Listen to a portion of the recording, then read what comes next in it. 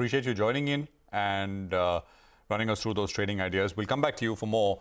Dipan Mehta, Director at Elixir Equities, is joining us now to take some questions. Dipan, great to have you with us here on the program. Thanks very much.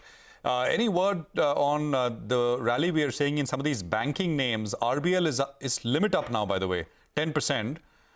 There is IDFC First, which I mentioned. Yes is making a bit of a move. Any thoughts at all? Good afternoon, Prashant, and thanks for having me on your show. I think the broader rally which has taken place in ICICI and Kotak Bank and some of the larger private sector banks, now that's percolating to the tier 2 private sector banks as well. We all know that valuations are pretty attractive over there, and broadly these companies are over and done with NPA provisioning and are now witnessing pretty good credit growth. And all of these three companies, I think balance sheet has been gradually improving and they have enough capital for growth as well. So I think what is underway is a re-rating of the price to equity, EPS or price to book ratio for these companies. They have traded at much higher P to book multiples in the past prior to the IL&FS crisis. And now I think some ground is being recovered over there. In terms of going forward, I think, sure, they'll do well. I think this particular trend may continue for some more time. But then, these companies essentially have displayed not so great performance when the crisis is there in the banking sector. So to that extent, investors should be a bit cautious that whenever the next downturn comes, these banks may be hit again. All right, Dipan, you have to be a little bit cautious. But what if you had to choose between, a few of these names? RBL Bank, IDFC First Bank, and you throw in there a federal bank as well. Among these three, would you look at that, and what's the preference? Nigel, good afternoon. Our preference is for IDFC First Bank. Maybe we are biased because we own shares in that company.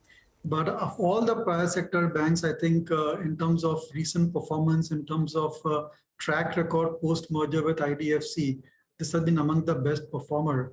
And a lot of the NPA issues that were found at IDFC First Bank were more to do with the problems or the NPAs which are there with the erstwhile IDFC when they merged.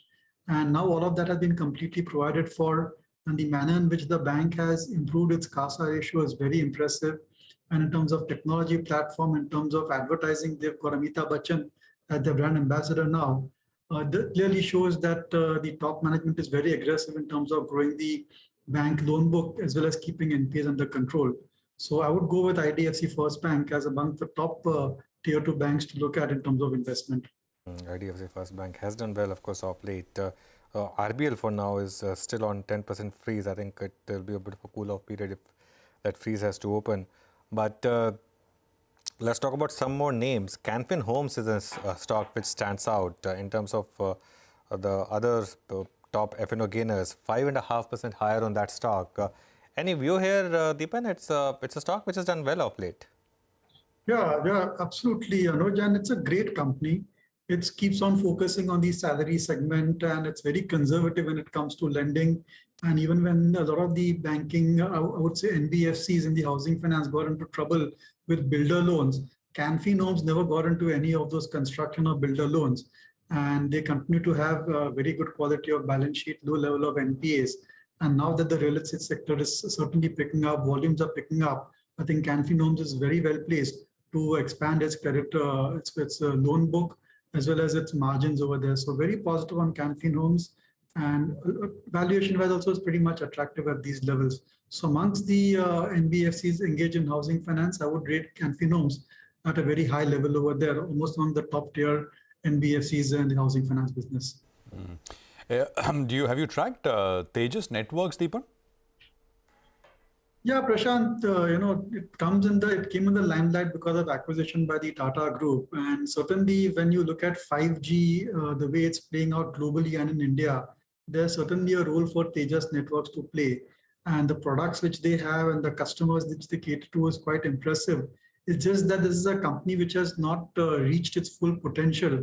And every time you look at the numbers, you tend to get a bit disappointed, and revenues are just getting postponed, order books are getting postponed, but who knows, maybe the time is right for Tejas Network to show its full potential. And maybe next few quarters could be quite exciting for Tejas Network, but I would just wait for a quarter or two for the actual numbers and order book position to shape up before having a more, I would say, more convincing view, positive view on the stock. Okay, all right. Noted that view out there. By the